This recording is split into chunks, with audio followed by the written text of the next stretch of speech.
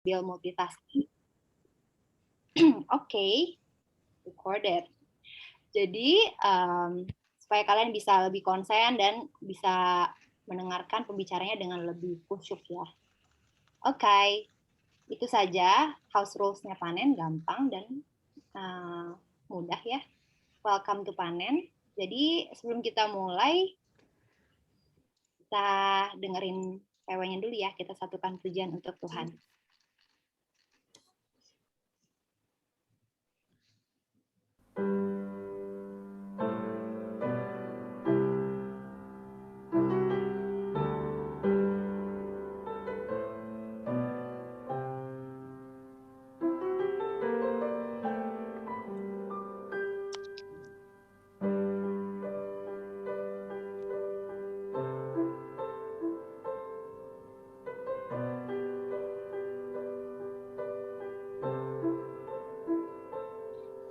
Tuhan, penolong dalam hidupku, ku percaya hanya kepadamu. Kau pegang tanganku dan tuntun langkahku, Yesus, kau perlindunganku. Kau Tuhan, kekuatan dalam hidupku, penolongku dalam kesesakan.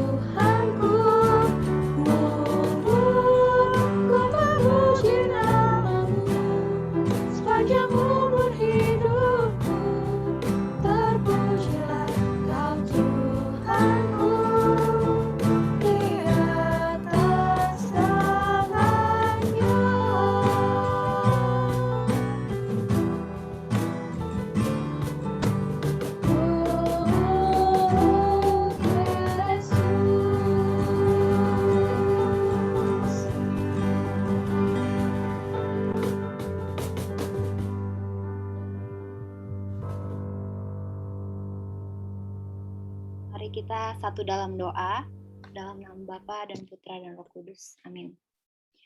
Selamat malam Allah Bapa, selamat malam Allah Putra, Allah Roh Kudus.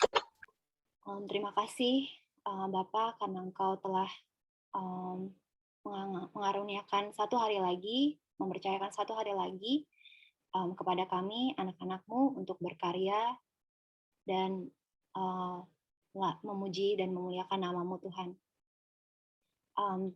Kami ingin mengucap syukur atas segala pekerjaan, segala aktivitas yang dapat kami lakukan hari ini, dan kami juga sangat bersyukur kami bisa bersama-sama hadir dalam sesi panen pada malam hari ini untuk lebih mengenal Engkau lagi dan juga lebih mengenal firman-Mu lagi lewat para pembicara kami hari ini, Suster Teresia dan Suster Lucy. Tuhan, tolong bimbing setiap kami dalam platform Zoom ini, Tuhan, berkati juga internetnya, berkati juga Suster Teresia dan Suster Lucy juga, sehingga apapun yang disampaikan oleh mereka berdua boleh berasal daripada kebenaran firman-Mu dan juga boleh berasal dari kemurnian dan ketulusan hati mereka yang mencintai Engkau, Bapa. Kami sadar bahwa Engkau sangat mengasihi kami, Engkau sangat mencintai kami, Bapa, maka Engkau menuntun kami pada malam hari ini untuk bisa sama-sama memuji memuliakan Engkau. Tuntun buka hati kami, Bapa, tuntun kami dengan Roh Kudus-Mu, sehingga kami dapat menerima apapun yang didiskusikan pada malam hari ini dengan hati yang terbuka dan hati yang mudah dibentuk. Bapa, kami juga ingin berdoa untuk teman-teman panen kami yang belum datang, belum bisa datang, juga Engkau sertai mereka dalam segala pekerjaan pelayanan dan aktivitas mereka, sehingga next time mereka bisa join juga. Doa yang kurang sempurna ini kami haturkan demi nama Yesus Kristus, Tuhan dan Juru Selamat kami. Kemuliaan kepada Bapa dan Putra dan Roh Kudus, seperti pada permulaan, sekarang, selalu, dan sepanjang segala abad. Amin. Demi nama Bapa dan Putra dan Roh Kudus. Amin. Alright, masih bersama saya di dalam acara BTS. Bersama Tuhan selalu. Yeay, mana tepuk tangan buat Tuhannya semua? Yeay, oke. Sebelum kita mulai, aku sekarang akan didampingi oleh Bapak Biondi. Mana Bapak Biondi? Halo. Hadir, Ibu. Hadir. Oke, jadi sesi pada malam hari ini kita akan berbincang-bincang sama, wow, di spotlight. Berbincang-bincang bersama sama Suster Teresia dan Suster Lucy, dua narasumber kita nih malam hari ini. Ya, sebelum kita mulai BTS-nya, mungkin bisa ajak teman-teman ya, Ondi ya, untuk buka kameranya dulu nih, untuk biar kita bisa sama-sama lebih kenal lagi satu sama lain, dan juga supaya suster-suster bisa lihat nih wajah-wajah kita lagi di mana sih, lagi ngapain sih. Biar nggak kebalik, yang namanya sama. Oh iya tuh. Wow, ada yang lagi TikTok-an. Iya. Lumayan nih, satu page ya, buka ya nih. Iya. Oh iya, untuk ngingetin lagi house rules-nya buat yang tadi baru join, harap pakai nama asli ya semua, gengs, supaya nanti suster, semua teman-teman bisa identify kita dengan benar, ya, bukan nama samaran. Terus untuk ngajuin pertanyaan nanti bisa lewat aplikasi Slido, jadi supaya nggak usah nanya langsung, misalnya masih harus merangkai kata-kata nih, bisa lewat aplikasi Slido yang akan dibagikan di chat box. Lalu untuk yang baru join panen juga bisa isi link pendaftaran di situ ya. Terus ya pakai headphone kalau bisa, join dari tempat yang sepi kalau bisa. Lalu mohon di mute juga selama PA-nya berlangsung, kecuali kalau kalian ada pertanyaan atau mau diskusi bisa nyalain video dan nyalain mic ya. Terus juga jangan sambil multitasking kalau bisa. Ya. Oke, sekian dari saya. Sekarang kita mau welcome Suster Teresia dan Suster Lucy. Wow, udah pakai background BTS nih. Selamat malam, Suster. Malam semuanya, apa kabar? Baik, Suster. Selamat malam, Suster Lucy. Selamat malam, Valen dan teman-teman semuanya. Malam. Selamat malam teman-teman. Hai, Suster Teresia. Ya, salam kenal. Iya, salam kenal. Wah, Maaf jaringan di Malang ini karena hujan deras dari tadi, jadi agak macet-macet. oh iya sama di Jakarta juga nih. Seharian. Ah iya. Hujan deras dari tadi jam 4 kah, jam 5. Wah, Ya nih, sampai bulan Juni hujan terus dari Januari. mm-mm. Gitu. Kalau Suster Lucy di mana ya? Saya di Jakarta, Pak, di MKK. Oh, di Paroki MKK. Meruya. Iya, kita paroki tetangga. Aku juga dari situ, Suster. Loh, Mega di mana? Lingkungan. Nah, itu karena COVID ini tidak tahu Iya. kalau susternya ada. Oh iya. Kamu lingkungan apa? Aku lingkungan Titus Bransma, Suster. Oh, Alfa ya? Iya, dekat Alfa. Bu Titi. Iya, Bu Titi, tetangga Iya. saya. Ternyata kita WTS, warga tetangga sebelah ya. Iya. Waduh. Waduh, Bisa banget nih, Suster. WTS ya. Iya, Bikin band WTS. baru deh, Mac. Bikin flyer baru kita ya. Iya. Iya. Wah, mungkin kita bisa kenalan kali ya sama Suster Lucy, sama Suster Teresia dulu. Boleh perkenalkan singkatnya dulu, Suster. Ya dari Malang dulu baru dari Jakarta ya. Oke. Boleh. Oh, ya. Mungkin perkenalan nama ya. Nama lalu tugas saya di mana begitu. Iya. Terima kasih. Nama saya Teresia. Ya, saat ini saya sedang bertugas di Malang, tepatnya di Asrama Putri Maria Bunda Karmo. Di Asrama Putri ini kami menerima anak-anak SMK Santo Albertus Dempo. Ya, saat ini juga sambil saya tinggal di asrama, bertugas di asrama, saya juga sedang kuliah jurusan akuntansi di Universitas Katolik Widya Karya. Ambil promosi Begitu. kampus itu ya. Kegiatan saya sehari-hari. Ya, bisa dibilang begitu seterusnya. Ya itu kegiatan saya sehari-hari ya, saya di asrama. Lalu kebetulan untuk semester ini yang nanti dimulai bulan Juli, sekolah SMA Dempo itu sudah mencoba membuat pembelajaran tatap muka terbatas. Jadi ada beberapa anak asrama yang sudah masuk. Ya, kami sudah sibuk mulai menerapkan karantina dan prokes ketat di asrama. Gitu. Wah. Ya, Ada berapa anak, Suster? Daya tampung asrama ini bisa menampung 44 anak. Tapi sekarang yang orang tua yang bersedia mengirimkan anaknya itu ada 29. Ya.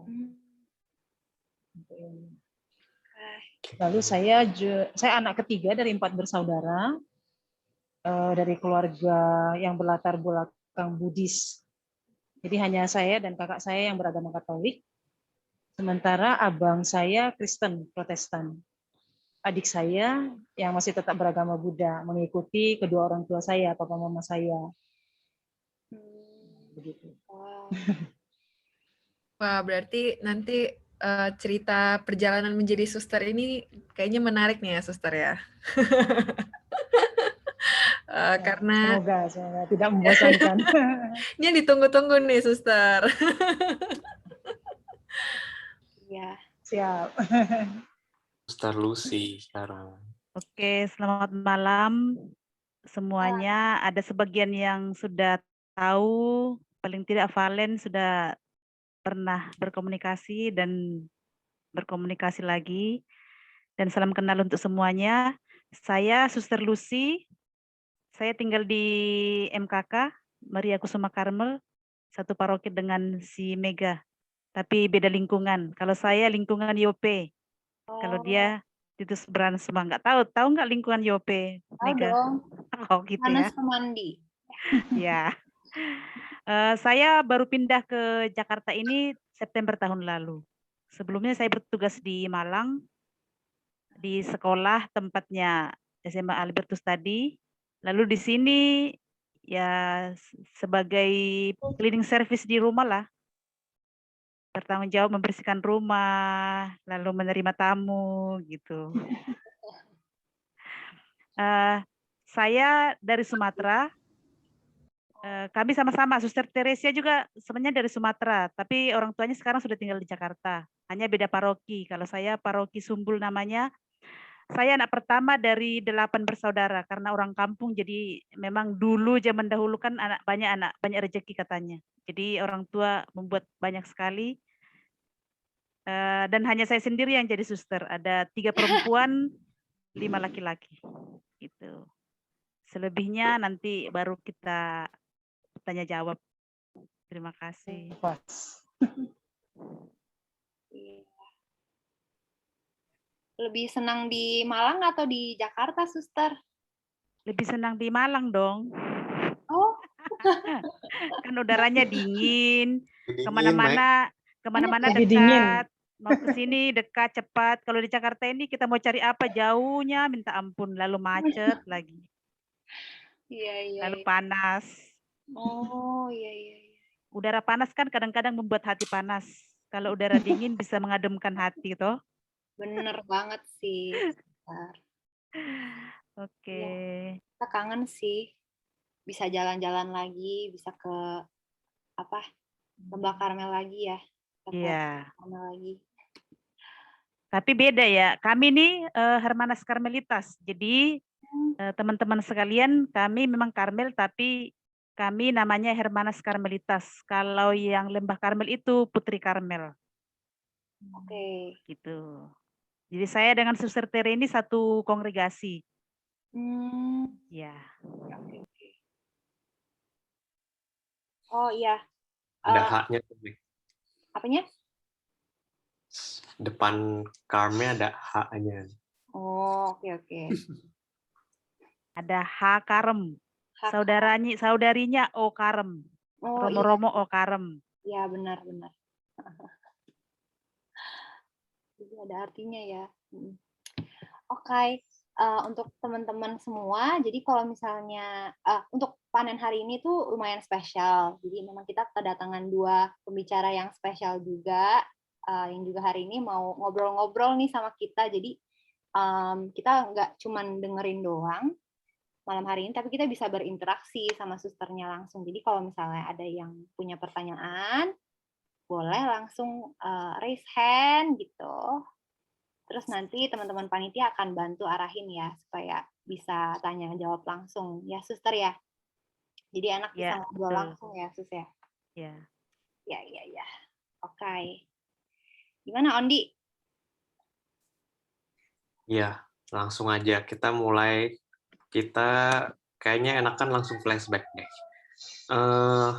Dari titik nolnya nih, Suster. Apa sih yang kapan pertama kali berasa pengen jadi suster, mau jadi suster gitu, apa sih ceritanya, background-nya gitu? Mungkin siapa? Suster Teresia dulu boleh? Iya. Ya, Suster Tere dulu aja. Suster Teresianya? Oh, ada nggak? Ada, Mac, lagi rotate. Lagi rotate. Oke, supaya tidak menunggu, mungkin saya dulu aja ya, biar menghemat waktu. Boleh, Suster sih. Baik, teman-teman sekalian, sebenarnya sejarah panggilan itu kalau menurut saya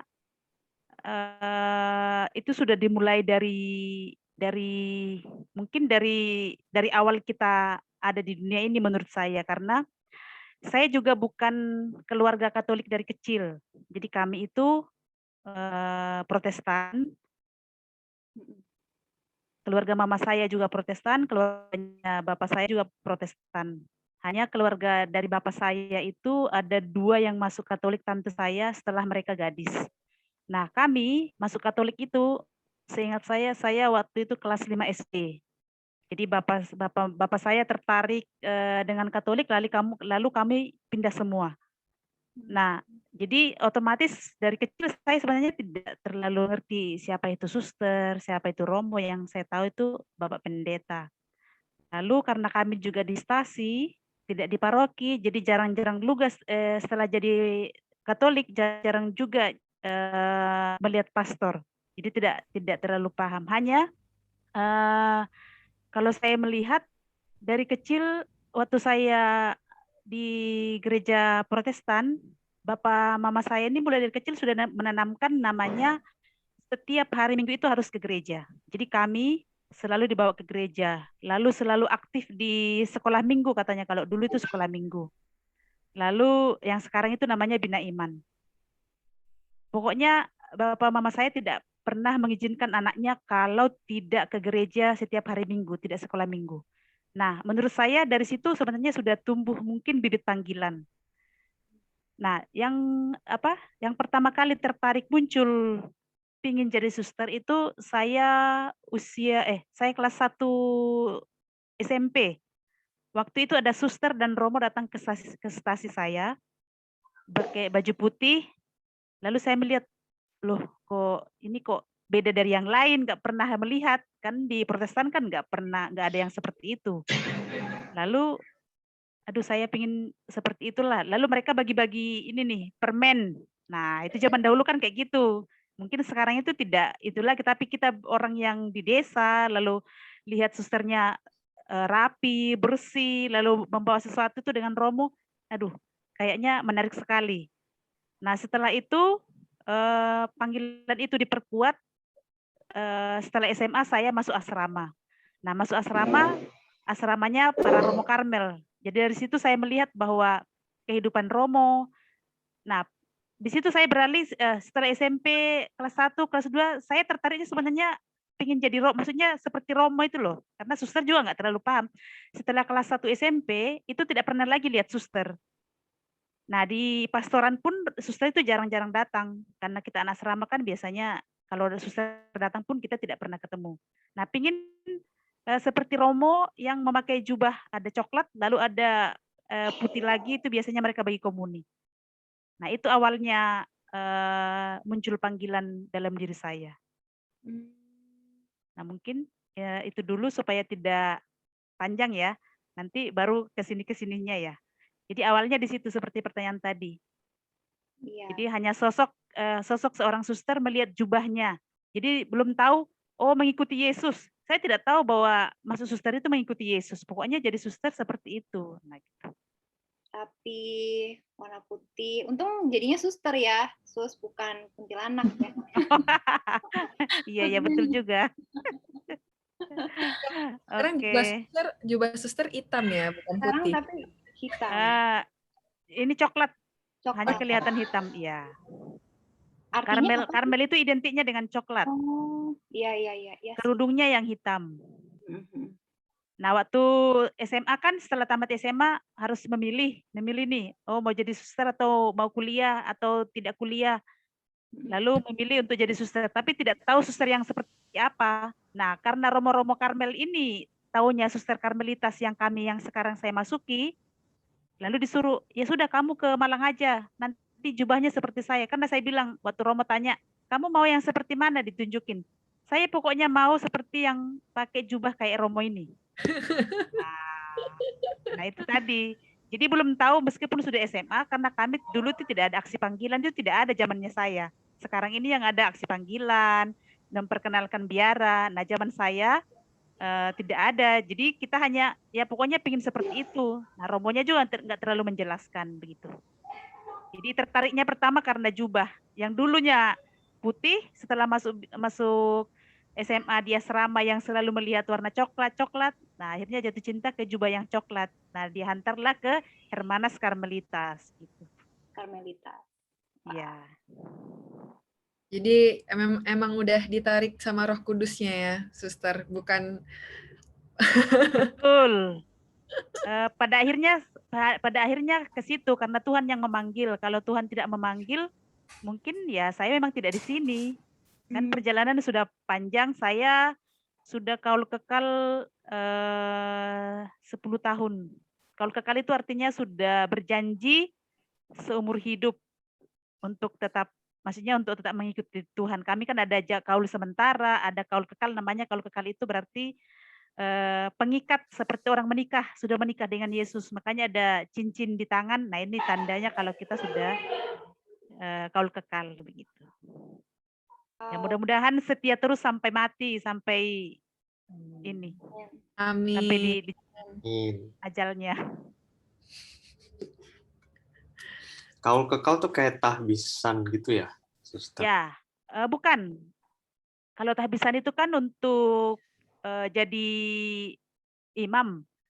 Kalau kaul kekal itu akhir dari hidup, maksudnya puncak dari hidup membiara. Jadi kaul kekal itu kita kayak orang menikah lah. Menikah itu tuh kan ada tunangan, lalu menikah. Nah, kami itu di tahap menikahnya. Nah, semua biaran-biarawati itu sampai kaul kekal. Nah, imam itu menjadi satu, apa namanya tuh, belum tentu juga frater dia jadi imam. Ada yang kaul kekal misalnya frater BHK atau frater-frater yang lain tidak jadi imam, tapi mereka terakhirnya kaul kekal. Jadi tahbisan itu tuh untuk imamat. Itu untuk khusus untuk para imam yang memang mereka melayani perayaan Ekaristi, lalu ya jadi pastor, gembala. Yuk, Sister Lucy. Yang dari awalnya dari melihat, akhirnya jadi percaya, terus jadi setia ya, Sus ya. Amin. Semoga setia terus. Ya, amin. Nah, kalau misalnya dari Suster Teresia gimana nih ceritanya? Tadi udah denger dikit-dikit, kayaknya lumayan seru nih. Boleh dibagikan, Suster, ceritanya? Iya, siap. Jadi saya waktu SD, kami disekolahkan di sekolah SD Kalam Kudus Kristen Protestan. Waktu tamat SD itu kelas 6 tuh saya cita-citanya waktu ditanya mau jadi pendeta perempuan ya. Lalu ternyata P dan SMA disekolahkan di sekolah Santo Thomas, sekolah Katolik. Nah, dari situ waktu itu ada misa pembuka sekolah pembuka tahun ajaran baru itu ada, saya lihat Miss Dinar. Ya, mereka dengan pakai jubah, kok rasanya enak ya, bisa wira-wiri di altar, pakai jubah, rasanya keren banget. Saya kira dari situ awal ketertarikan saya untuk masuk menjadi anggota gereja Katolik, dibaptis. Ya, saya sudah lupa cita-cita saya yang tadinya mau jadi pendeta. Lalu waktu itu kakak saya sudah duluan minta dibaptis oleh orang tua dan diizinkan. Tapi ketika saya minta untuk dibaptis, untuk ikut kakak saya, orang tua saya tidak mengizinkan karena saya ya tinggal satu-satunya anak perempuan. Nanti siapa yang, ya orang tua dulu bilang kalau papi mami meninggal siapa yang sembayangin? Kalau kamu Katolik kan nggak bisa. Oh, siapa bilang kalau Katolik bisa? Kalau setahu saya gitu ya. Lalu ya setelah dibujuk-bujuk, ya saya kira karya Tuhan ya, Tuhan sendiri bekerja. Akhirnya orang tua saya mengizinkan ya sudah dibaptis. Nah waktu dibaptis, akhirnya saya langsung mendaftar jadi Miss Dinar. Akhirnya ya saya bertugas sebagai Miss Dinar dan itu merupakan masa-masa yang paling indah, paling baik untuk saya menurut saya ya. Nah dari situ ketika saya menjadi Miss Dinar, saya kira juga bibit panggilan itu sudah Tuhan tanamkan. Hanya memang waktu itu karena saya waktu di paroki saya banyak bertemu dengan para suster dari kongregasi lain. Saya merasa saya juga tidak ingin jadi suster, saya inginnya jadi romo, mempersembahkan misa. Tapi kan tidak mungkin ya karena perempuan. Tapi akhirnya dalam perjalanan hidup ketika saya merasakan ada panggilan, tapi saya tidak berani untuk menjawab itu. Dan saya malah lari dalam tanda petik bekerja. Jadi saya bekerja di mana-mana gitu. Maksudnya Waktu itu berapa tahun di satu perusahaan ini, kemudian pindah berapa tahun lagi di perusahaan itu. Tapi ternyata itu tidak memberikan sesuatu yang sepertinya saya cari terus-menerus dalam hidup saya waktu itu. Sampai akhirnya saya memutuskan untuk ikut retret panggilan, retret pribadi, untuk discernment, pembedaan roh, apakah saya dipanggil, benar-benarkah saya dipanggil atau tidak. Nah, waktu itu saya retret di Sumbul, kebetulan di komunitas Hermanas Karmelitas, akhirnya saya mendapatkan jawaban, oh iya saya dipanggil. Dan Romo pembimbing waktu itu, Romo Borta Okarem, mengusulkan, ya sudah kamu coba aja, karena waktu itu umur saya sudah hampir 30 tahun. Kemudian saya coba, saya pindah ke Jakarta. Akhirnya setelah saya mencoba live in di Biara Hermanas Karmelitas, akhirnya saya sudah memutuskan, ya saya masuk, saya mengikuti Tuhan, gitu.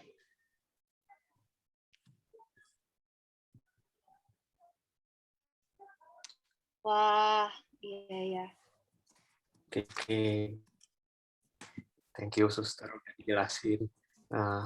Ya ceritanya beda-beda ya, tapi intinya udah dari dulu udah tahu ya pengen jadi suster berarti ya. Oh ya Suster, kita juga pengen tahu nih, kita kan komunitas anak-anak Katolik, kita pengen tahu sebenarnya tugas-tugas sama karya suster tuh ngapain aja sih? Kayak fungsi suster mungkin dalam apa ya? Di biarawan atau di gereja Katolik tuh iya. Tugasnya, karyanya apa aja sih suster, boleh dijelasin? Oke, kalau tugasnya suster sebenarnya kalau kita di dalam gereja itu sifatnya kita membantu karya-karya di paroki. Seperti kami sekarang di MKK. Jadi kita biasanya membantu paroki itu sekarang ada suster, ada tugas di sekretariat di kasir keuangannya. Lalu biasanya kita diberi untuk mengajar katekese, lalu bekerja di kategorial misalnya di Legio Maria, lalu baptis, lalu mengajar komuni pertama, yang seperti itu. Jadi sebatas itu kita bagi komuni. Nah, meskipun kalau dulu kan tidak ada awam. Kalau sekarang memang ada awam, sekarang memang awam diaktifkan. Kalau dulu, yaitu pekerjaan-pekerjaan itu dilakukan oleh para suster dan mungkin frater yang tidak jadi romo. Jadi kita membantu para pastor, mereka kalau di tempat-tempat terpencil itu kita pergi juga ke stasi untuk membawa ibadat. Jadi kita seperti pastor kami tidak bisa misa, jadi hanya ibadat, para suster yang pergi itu. Lalu suster-suster ini biasanya mereka memiliki karya sendiri. Jadi ada di sekolah, kayak kalau di Jakarta ini kan ada kayak CB itu ada rumah sakitnya, lalu ada apalagi Santa Maria itu ada sekolahnya, Sang Timur ada sekolah. Nah kalau karya kami, kalau di Jakarta ini memang tidak ada karya yang khusus, hanya ada karya kami di sini. Kalau yang umat MKK tahu, KBCK itu tuh kelompok bermain cinta kasih tuh volunteer, jadi tidak seperti kita menampung anak-anak yang pingin les, tapi mereka tidak ada biaya. Nah, kita dibantu oleh anak-anak Legio Maria, lalu ibu-ibu yang mau mengajar. Kalau di Malang, seperti yang tadi Suster Teresia itu, kami punya karya ada di asrama, ada rumah retret, lalu juga ada, kalau di Sumbul, kami ada di Sumbul itu ada sekolah, TK, SD, ada poliklinik, nah itu. Lebih banyak dari Romo nih kayaknya tugasnya ya. Wah. Kalau Romo kan mereka lebih kepada pelayanan sakramen. Memang mereka tugasnya untuk pastor gembala kayak ya kepalanya gereja. Iya. Kalau kami ini sama seperti awam, kita sebenarnya sejajar. Hanya karena kami dikhususkan memiliki panggilan hidup yang khusus, jadi ya berarti tugas-tugas gereja yang khusus ini kami membantu para imam begitu. Mungkin ada tambahan dari Suster Tere. Sudah lengkap sekali, Suster. Idem, Waduh, idem. Pak. Idem dengan Suster Lucy. Idem apa adem, Sus? Adem juga ya. Adem dan idem. Ya, Sus, kita juga penasaran nih kayak apa namanya untuk menemukan panggilan hidup itu kan kayak butuh proses kan ya, Sus, kayak perlu discernment gitu kan, perlu mengenal suara Tuhan kayak. Dan tadi juga Suster Teresia ada sempat mention kayak belum menemukan sesuatu yang kayaknya fulfill, komplit di dalam hidup. Jadi kayak masih mencari-cari nih kayak apa sih tujuan hidup kita sebenarnya gitu kan. Mungkin banyak dari kita, dari teman-teman OMK juga masih di dalam dunia ini masih meraba-raba nih, Sus, masih belum tahu sebenarnya panggilan hidup kita tuh sebenarnya apa sih, kayak tujuan Tuhan ciptain kita tuh apa sih gitu. Mungkin Suster bisa cerita nggak gimana sih cara Suster tuh mendengar jelas panggilan, yakin panggilan ini panggilan hidupnya Suster gitu. Terus nggak lihat ke belakang lagi kayak apa mungkin ada godaan-godaan kayak apa sama keluarga kan, atau mungkin kayak pacarnya minta balikan gitu, Sus. Atau gimana, atau ada apa gitu, Sus, ya mungkin bisa diceritakan. Mungkin Suster Tere duluan yang menceritakan karena dia kan sudah Siap. pertama melanglang buana toh. Kalau saya masuk biara kan setelah tamat SMA, jadi nanti prosesnya saya itu di dalam yang lebih banyak mungkin. Oh, Gitu. iya. Siap.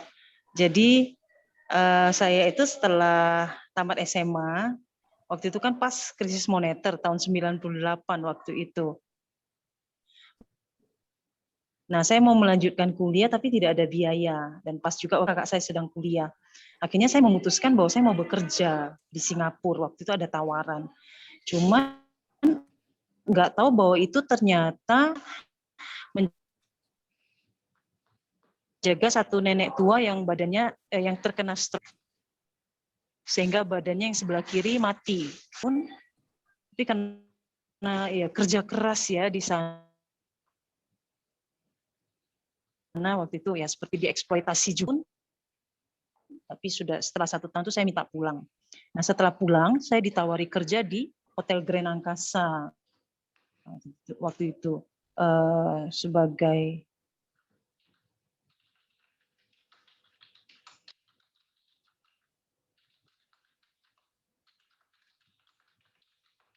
Waduh, macet. Mungkin Suster Lucy boleh gantiin dulu.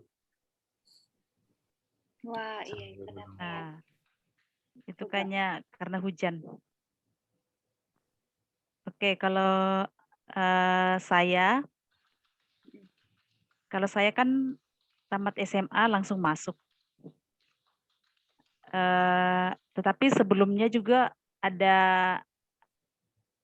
saya yakin bahwa, maksudnya ada keyakinan sedikit bahwa saya terpanggil, karena waktu itu yang mengizinkan saya karena keluarga saya kan semuanya Protestan. Nah, kami apalagi orang Batak, saya orang Batak, orang Sumatera. Jadi perempuan pertama atau laki-laki pertama itu tuh maunya ya jangan jadi suster atau jadi pastor begitu. Nah, pertentangan yang saya dapatkan itu dari keluarganya bapak mama saya. Sampai saya dibilang waktu saya mengatakan, "Mak, saya mau masuk biara kalau bapak mama saya oke silakan." Karena waktu itu meskipun mama saya Protestan, kayaknya dulu dia sekolah di sekolah Katolik, lalu dia juga pingin jadi suster, tapi karena mereka Protestan ternyata. Jadi mungkin itu dia mungkin di dalam hatinya juga kalau ada anak saya nanti mau jadi suster, ya saya akan relakan sehingga dia mengizinkan saya untuk jadi suster. Tapi keluarga saya, khususnya keluarga bapak saya tidak boleh. Sampai bapak kecil saya mengatakan, "Oh kamu tuh ini ya, tidak laku atau putus cinta, makanya kamu mau cari jalan yang seperti itu. Untuk apa tuh jadi suster?" Dia bilang begitu. Nah bagi mereka kan apa sih jadi suster itu tuh tidak ada apa-apanya gitu. Apalagi nanti kamu akan melupakan keluarga, tidak lagi bertanggung jawab, adik-adikmu kan masih banyak. Nah waktu itu saya masih biara, adik-adik saya memang masih kecil-kecil. Nah tapi bapak mama saya bilang, yakin bahwa ya nggak apa-apa kamu masuk aja. Nah pada saat saya sudah memutuskan mau masuk, itu karena orang Batak itu ada namanya dijodohkan, sempat keluarga dari tante saya, adiknya bapak saya itu mau menjodohkan anaknya dia dengan saya. Nah, saya kan jadi takut karena kalau orang Batak kalau sudah dijodohkan, kalau misalnya mereka mau ya kita tidak bisa menolak. Sampai saya mengatakan ke mama saya begini, "Mak, gimana nanti kalau saya ini mereka datang bagaimana?" Jadi saya sudah setiap hari was-was, kapan mereka datang ya, kapan mereka datang, saya susun strategi. Kalau mereka datang nanti saya larinya dari mana, pergi ke mana, itu saya sudah susun strategi. Tapi mama saya bilang begini, "Tidak usah takut, kalau memang ini panggilanmu, panggilan Tuhan, pasti Tuhan akan bantu kamu." Wow. Nah, sampai terakhir saya mau pergi, mereka tidak datang. Nah, itu yang meyakinkan saya bahwa itu salah satu tanda bahwa saya ada panggilan. Makanya saya berangkat ke Malang. Nah, nanti dalam proses perjalanan tentu tidak mulus seperti orang yang menikah. Kita kan menikahnya dengan Yesus ya. Jadi kalau kalian yang orang di luar kan menikah dengan seseorang, pasti ada juga perjalanan. Nah, makanya kami di biara kami proses untuk sampai kaul kekal itu 11 tahun. Jadi ada masa pembinaannya. Sebelum dapat jubah ini zaman saya itu 5 tahun dulu. Jadi ada namanya aspiran, ada postulan 2 tahun, ada novis. Nah, setelah 5 tahun baru kita terima jubah. Nah, setelah kita terima jubah, kita juga ada tahap sebelum kaul kekal itu 6 tahun lagi. Jadi semacam seperti kalau kita dikerja kontrak, jadi setiap tahun kita memperbaharui kontrak. Saya mau, kongregasi mau, nanti mereka evaluasi. Nah, kalau diterima saya jalan terus sampai terakhir tahun ke-6 setelah pakai jubah, baru kita kaul kekal. Kaul kekal itu berarti kita sudah berjanji seumur hidup. Nah, begitu. Nah, dalam proses perjalanan ini, pernah pingin mundur atau tetap maju? Ya pasti. Jadi justru dari kesulitan-kesulitan itu menurut saya di situ Tuhan menunjukkan bahwa saya terpanggil atau tidak. Nah, pengalaman saya yang paling di awal-awal sih pingin pulang. Jadi satu tahun di biara kan kita ada dari berbagai daerah. Ada dari Sumatera, kalau zaman saya dari Sumatera, dari Timur Timur. Nah, waktu itu masih satu dengan Timur Timur. Bahasanya tidak mengerti, lalu mereka bahasa sendiri. Kami kan minoritas karena kami dulu yang paling banyak itu orang Timur Leste, yang sekarang itu negara Timur Leste. Lalu ya perbedaan makanannya, makanan Indonesia dengan mereka juga kan pasti, aduh gimana yang kita tidak pernah makan jagung, kalau mereka kesukaannya makan jagung. Nah itu tuh suatu pergolakan batin.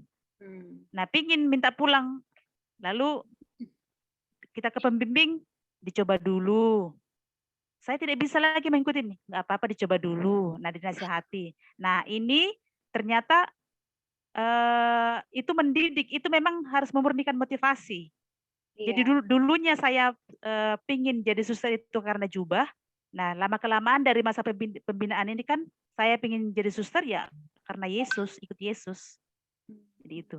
Jadi ada jatuh bangun, sampai terakhir waktu itu saya praktek, sebelum terima jubah ini saya diutus ke tim-tim. Tahun 99 itu perang.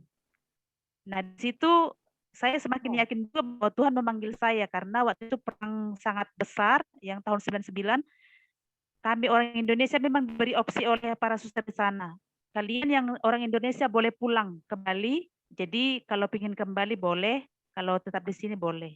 Nah, saya dengan mantap memutuskan di sini. Kalau kita mati di sini ya mati bersama-sama dengan para suster. Dan keluarga saya itu sudah telepon, nggak apa-apa, kamu pulang aja. Mereka setiap hari lihat televisi, anak saya masih hidup apa enggak gitu. Lalu waktu pulang ke Indonesia, mereka bilang ngapain lagi di situ? Apa pulang aja deh, nggak usah lagi di biara. Nanti kalau misalnya kamu terjadi apa-apa bagaimana? Tapi dengan mantap hati saya mengatakan, oh tidak, ini kan sudah saya pilih ya, saya akan tetap setia. Nah itu salah satu tanda bahwa saya yakin bahwa ini adalah panggilan saya dan Tuhan memanggil saya. Kalau misalnya Tuhan tidak memanggil saya, pasti saat itu saya minta pulang. Gitu. Nah itu dulu mungkin Suster Tere sudah masuk. Iya. Suster Tere. Oh, masih di mute, Suster. Sorry, maaf. Jadi ini tadi nggak tahu keluar sendiri, lalu sudah 2 kali ya. Saya coba lagi. Nggak apa-apa. Itu proses Ya. dari ujian Semoga dan jaringannya kesabaran. stabil. Ya. Ini Iya. saya sudah dekat-dekat modemnya. Ya, jadi waktu itu saya ulang ya. Itu pas kebetulan saya tamat SMA itu tahun 98. Waktu itu kan pas zaman-zamannya krisis moneter kan. Nah, jadi saya ingin melanjutkan kuliah, tapi itu tidak ada biaya karena kakak saya juga sedang kuliah. Nah, akhirnya saya mencoba untuk mencari kerja. Nah, kebetulan ditawari untuk kerja di Singapura, menjaga satu nenek yang kena stroke sehingga badan sebelah kirinya lumpuh. Nah, waktu itu ternyata itu seperti agen TKI dan saya tidak tahu, kami keluarga juga tidak tahu. Tapi ya sudah, akhirnya dijalani di sana, kontraknya 2 tahun, tapi karena saya tidak tahan, hanya 1 tahun saya minta pulang. Nah, setelah pulang, saya ditawarin untuk kerja di Hotel Grand Angkasa. Waktu itu masih pembangunan, jadi ya saya masih mengurusi apanya, tapi banyak di bagian pembelian dan sekretaris waktu itu. Nah, setelah itu sudah kerja sekitar 3 tahun, ketika hotel sudah mulai beroperasi, saya pindah ke perusahaan kelapa sawit. Itu juga di bagian pembelian. Nah, tapi lucunya ketika saya bekerja, ya saya banyak dapat fasilitas, ada gaji yang besar, dibeli mobil, tunjangan kesehatan dan segala macam. Itu tidak membuat saya merasa puas ya. Tapi karena saya selalu merasa seperti ada yang kurang. Ini bukan saya ya. Akhirnya dalam kebingungan waktu itu ya maju mundur, tapi saya tetap bersikeras, mana mungkin saya dipanggil. Atau kalau ketika saya lihat suster atau romo itu ya, enak ya tinggal di biara. Sebenarnya saya ingin tinggal di biara, tapi waktu itu saya masih pikir kayaknya nggak mungkin deh. Gimana mungkin saya tomboy, kemana-mana selalu pakai celana. Nggak kebayang kalau pakai jubah ya dengan rok. Saya tidak pernah dulu waktu kerja juga selalu pakai celana ya, celana kain walaupun sekretaris ini, tapi ya tetap ini ya. Dan tidak pernah pakai rok, jadi nggak kebayang waktu itu. Tapi akhirnya itu setelah 7 tahun saya ya istilahnya saya kemana-mana. Lalu juga ada satu momen waktu itu saya ditawarin untuk kerja lagi di Singapura untuk menjaga anak-anak teman bos saya.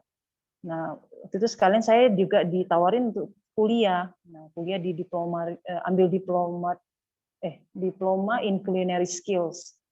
Nah, waktu itu saya sudah mendaftar, sudah masuk kuliah, sudah beli seragamnya. Untung belum beli pisau satu setnya, pisau cek itu ya. Ternyata student pass saya ditolak. Nah, saya kira itu juga jalan Tuhan ya, karena Tuhan tidak mau saya di situ. Akhirnya ya saya harus pulang. Pada waktu itu sudah bayar uang sekolah, saya sudah ada keluarga yang menjamin di sana, sudah bayar deposito $6.000 segala macam. Itu akhirnya saya pulang, dan dari situlah saya sadar, oh berarti mungkin Tuhan mau sesuatu yang lain. Maka itu yang tadi saya katakan, saya memutuskan untuk ikut retreat pribadi, melakukan discernment, dan memang tepat 7 tahun ya saya bekerja karena mencoba mengalihkan diri dari panggilan Tuhan seperti Yunus itu. Akhirnya ya setelah retreat saya memutuskan ya sudah Tuhan, saya nyerah, saya coba masuk biara. Nah, ketika di biara juga tidak mudah karena saya sudah bekerja, lalu umur saya sudah hampir 30 tahun. Saya punya teman angkatan 3 orang, jadi kami berempat. 2 itu yang baru tamat SMA. Sementara 1 yang ya memang juga sudah pernah bekerja seperti saya, hanya beda 1 tahun. Jadi gap dengan teman angkatan di dalam biara waktu itu cukup besar ya. Untuk menyamakan persepsi itu susah sekali.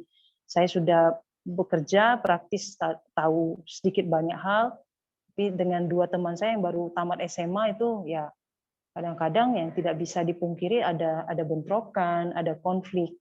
Dan itu seringkali membuat saya ingin pulang. Tapi karena pembinaan-pembinaan di biara, karena kita setiap bulan juga berbicara dengan magistra, dengan pembimbing, ya akhirnya saya belajar bahwa itu semua normal. Ya, di mana-mana pun nanti akan ada konflik, bukan hanya di dalam biara.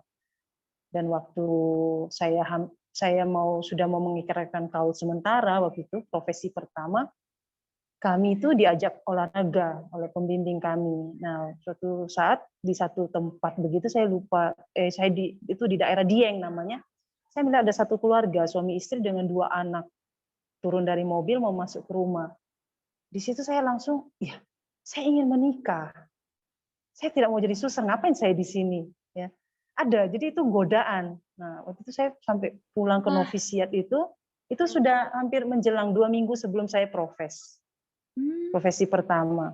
Saya sampai katakan ke pembimbing saya nggak jadi profes deh, saya mau pulang karena saya pengen punya anak waktu itu.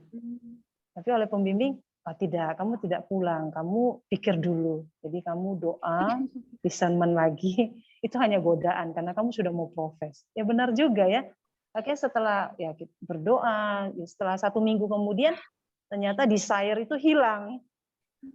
Nah, jadi saya kira itu godaan dan itu ya cara Tuhan lewat hal-hal kecil begitu, tapi untuk menguji kita. Ya, kita mungkin tidak akan pernah tahu ya, we may never know. Tetapi dalam proses kita, baiklah kalau kita selalu membuka diri, selalu bertanya kepada Tuhan, Tuhan mau apa dari saya? Apa saja ya, kalau kita dengan keterbukaan hati, sungguh-sungguh tulus dan jujur, Tuhan pasti akan tunjukkan jalan. Jadi nggak ada istilah, saya nggak tahu sih jalan hidup saya kemana. Enggak, pasti ada. Hanya pertanyaannya, mau nggak kita menjawab iya? Karena Tuhan sudah tunjukkan ini loh jalanmu. Seperti saya sampai 7 tahun di luar, karena saya menolak. Tapi ketika saya menerima, ya saya merasa damai. Dan saya menemukan ternyata yang selama ini saya cari, panggilan hidup ini di biara. Gitu. Mantap, suster. Benar-benar ya. Pengennya apa, benar-benar diuji terus, sampai berasa nyaman, baru itulah jawabannya tuh. Iya. Sama ini, suster. Tadi kan dibilang ada Ya, proses betul. pembinaan tuh, yang apa tadi, aspiran, nama yang lain tuh. Iya, Boleh pasti. dijelasin lagi nggak? Itu apa sih kira-kira yang diajarin, terus yang diuji itu apa aja gitu?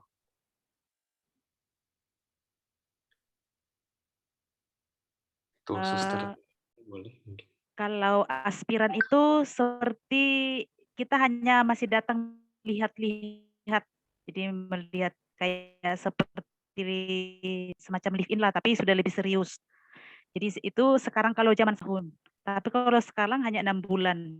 Jadi kita lihat suster, ada sedikit dikasih pelajaran di situ, pelajarannya ya bagaimana cara berdoa. Kita kan ada doa brevir atau ofisi. Nah, cara membuka ofisi itu bagaimana. Nah, begitu. Lalu diberikan sedikit materi-materi tentang kepribadian. Karena kan kita jadi suster ini kan berarti kan kita semacam apa namanya itu public figure ya. Seperti artisnya, kalau di luar situ artis ya kita ini Romo suster itu juga artisnya gereja karena kan kita akan selalu disoroti. Jadi kita juga harus membina diri. Nah, kalau kita dewasa dalam iman, tentunya pribadi kita juga harus dewasa. Tidak mungkin salah satunya timpang. Nah, jadi tentang kepribadian itu juga dikasih. Nah, itu masa aspiran 1 tahun, itu lebih pada melihat-lihat. Jadi tidak terlalu belum ada pelajaran yang benar-benar yang serius. Nah, lalu tentang kongregasi sedikit, Hermanus Karmelitas itu siapa? Lalu mereka dari mana asalnya, yang seperti itu. Nah, nanti tahap kedua masuk ke namanya postulan. Postulan ini sudah lebih serius sedikit. Jadi kalau misalnya aspiran tadi melihat-lihat artinya misalnya kami kan ada jam doa. Untuk setiap suster, setiap hari itu minimal meditasi itu 1 jam. Nah, kalau aspiran dia diberi belajar untuk meditasi 1/4 jam. Gitu. Nanti masuk pada tahap postulan, itu ditambah 1/4 jam berarti 1/2 jam. Nah, di tahap postulan itu sudah sedikit lebih banyak diberi tentang kongregasi. Jadi pelajaran-pelajarannya sudah ditambah. Ada sedikit tentang Yesus Kristus, lalu tentang gereja, nah seperti itu. Tapi belum full pelajarannya, mungkin 1 minggu hanya 1 kali, Jadi lebih kepada melihat karya-karya para suster. Nah, nanti dia masuk novice. Novice ini kan berarti sudah lebih serius dan ini sudah diakui oleh, maksudnya dia sudah masuk hukum kanonik, artinya dia sudah secara resmi sebagai calon religius. Jadi novice 2 tahun itu ada di kitab kanonik itu ada.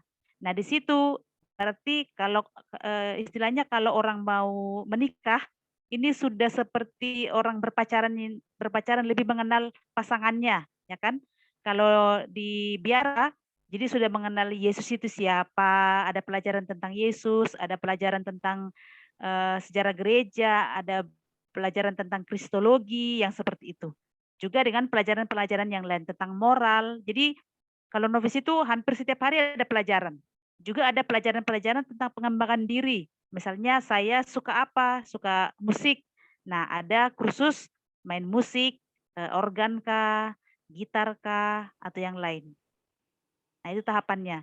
Nah, setelah 2 tahun novice baru kita namanya profes. Profes itu mengucapkan janji yang pertama dan menerima jubah.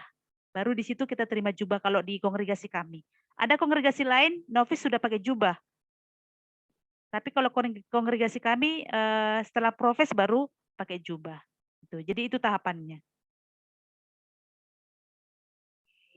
Jadi kalau dalam bahasa awam itu ya kayak kita kalau dalam pernikahan itu ya tahap pengenalan misalnya saling lirik-lirik dulu. Lalu sudah mulai jatuh cinta, lalu sudah mulai membangun komitmen, lalu lebih serius. Nah, itu. Iya. Jadi aspiran itu seperti kita lirik-lirik. Oh, saya suka dia, lalu kita bangun komunikasi kan, say hello, lalu minta ganti nomor minta nomor, berkomunikasi. Lalu tahap persulan itu lebih sering mungkin ketemu, lalu ada sedikit komitmen, lalu novice sudah mulai serius. Nah, begitu. Pemahamannya seperti itu. Sampai akhirnya udah sekarang bersatu dengan Kristus ya. Ya. Bisa dipisahkan. Nanti yang profes ini 6 tahun seperti yang saya katakan tadi, ada 6 tahun untuk memutuskan saya mau berjanji sampai mati di panggilan ini. Oh, Tetapi pertanyaannya nanti, apakah ada suster yang keluar setelah kalau kekal? Oh, ada juga. Kayak orang menikah, apakah ada yang cerai? Ada juga. Nah, gitu. Jadi belum tentu pembimbing saya, maksudnya kami selalu mengatakan hari ini mengatakan iya pada Tuhan. Ya mungkin juga dalam hidup pernikahan juga mungkin harus begitu, mengatakan iya pada pasangan, mengatakan iya pada Tuhan. Karena setiap hari besok kita tidak tahu apa jawaban kita. Yang penting hari ini saya setia, ya Tuhan. Nah, saya bisa mengatakan saya setia kalau saya sudah mati. Jadi saya tidak bisa mengatakan, oh enggak, saya akan setia sampai mati. Ya enggak, kita enggak tahu apa yang terjadi besok kan. Jadi hari ini dikatakan pembimbing saya itu selalu mengatakan, katakanlah hari ini pada Tuhan, ya Tuhan hari ini saya setia. Untuk besok, ya urusan Tuhan, apa yang terjadi, ya terserah Tuhan. Tapi hari ini saya mengatakan, ya Tuhan saya setia. Gitu. Iya. Wah, iya. Thank you. Jadi jangan juga dibayangkan kadang-kadang seperti pengalaman supaya mungkin teman-teman di sini mengerti. Kadang-kadang kan kita masuk biara berpikir kalau kita sebelum masuk kan kita lihat, waduh indah-indah sekali, sepertinya enak sekali di biara itu kan gitu toh.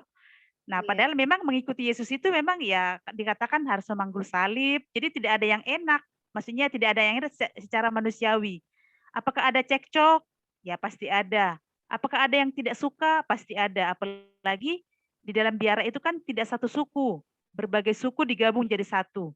Kita dalam keluarga saja yang satu bapak mama itu bisa beda pendapat. Apalagi kita yang jadi suster, ada yang orang sukunya dari Jawa, Batak, ada Flores, ada Cina, ada, nah itu semuanya gabung jadi satu. Dari makanannya, ada ini suka yang ini, apalagi kalau kami ada dari Spanyol, misalnya ada suster dari Spanyol, kalau kita diutus ke sana. Jadi ada pergolakan batin juga, ada perjuangan di situ, tapi yakin seperti yang dikatakan tadi, kalau yang Tuhan memanggil, semua pergolakan itu, semua perjuangan itu jatuh bangun mungkin sampai mungkin berdarah-darah bisa saja ya. Maksudnya berdarah-darah artinya jatuh sepertinya Tuhan kok bisa begini sih? Saya mau pulang kok Tuhan ini memanggil saya tetap di sini. Nah, tapi saya yakin kalau memang Tuhan memanggil, pasti akan dikasih jalan untuk sampai ke tempat yang dia mau gitu. Amin. Jadi jangan takut yang para pemuda-pemudi di sini yang pingin jadi suster atau jadi pastor, ya memang mengikuti Yesus itu tidak enak, ya kan? Bagi mata manusia. Tetapi kalau kita memang mau seperti Yesus, ya pasti dalam penderitaan itu ada kebahagiaan begitu. Iya, benar-benar. Ya, yang Suster tadi kan udah cerita ya, Suster Teresia Malusi. Kayak tiap kali pas ada ujian itu selalu tanya, Tuhan tuh maunya gimana sih? Tuhan maunya apa?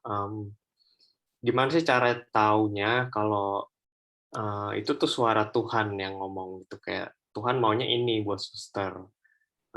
Ya gimana bedainnya itu suara Tuhan atau suara suster sendiri gitu. Suster Teresia boleh. Iya, baik.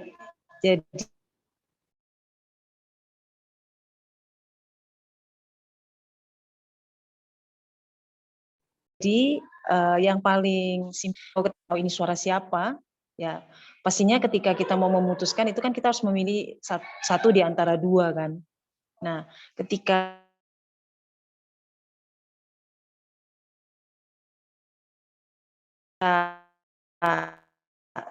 kita sudah mempertimbangkan merasa tenang dan damai, itu bisa dipastikan bahwa itulah suara Tuhan, kehendak Tuhan untuk saya, ya, yang sejauh yang sudah saya alami dari pengalaman-pengalaman hidup selama ini di biara. Tapi kalau saya merasa, aduh, malah kacau, tambah galau, nah itu berarti seringkali itu hanya merupakan keinginan saya pribadi. Jadi saya harus berhati-hati dalam hal itu. Ya, seringkali pembimbing saya mengatakan, kamu memutuskan sesuatu, kalau kamu merasa damai atau tenang, itu berarti Tuhan merestui, ya itu kehendak Tuhan. Ya, di luar itu bukan, itu berarti keinginan sendiri. apalagi pilihan-pilihan yang besar ya, suster, kayak panggilan hidup misalnya menjadi biarawan atau menikah gitu ya. Itu benar-benar harus Iya, jelas, doa ya. Iya. jelas. Waktu itu bahkan saya sampai novena. Saya novena Hati Kudus Yesus 9 hari berturut-turut, jam 9 malam di gereja paroki saya waktu itu masih di Medan. Iya. Itu saya berusaha waktu itu banyak tantangan juga ya, entah gimana. Waktu itu pas saya buklet novena, doa novena itu saya taruh di buku ofisi. Nah, buku ofisi itu saya taruh di mobil. Waktu itu saya pas ke pasar, tas saya yang berisi ofisi itu diambil. Jadi buklet doa itu hilang. Nah, pas hari itu kan saya sudah novena hari keberapa? Hari ke-7 atau hari ke-8. Ya, saya pontang-panting cari buklet doa itu. Hingga ya untung novenanya tetap berjalan. Bisa berjalan. Ya, kadang-kadang ada hal-hal yang saya pikir iya ya itu kok bisa terjadi waktu itu. Tapi itu sungguh terjadi. Mungkin cara Tuhan untuk melihat, mengetes, menguji. Jadi jangan takut. Kalau memang kita sungguh-sungguh punya kemauan, Tuhan pasti akan buka jalan. Itu sangat saya rasakan. Itu yang sangat saya alami ketika saya di biara. Dan dalam proses mencari jawaban atas apa yang saya tanyakan terus-menerus. Waktu itu. Yang aku dapat dari kayak ini ya, ketika ada raguan yang terus-menerus gitu ya, Sus ya, berapa tahun ragu-ragu ya, kayak nggak damai, nggak ya, 7 tahun. Bisa ditanya-tanyain lagi ke Suster. 7 tahun. Iya.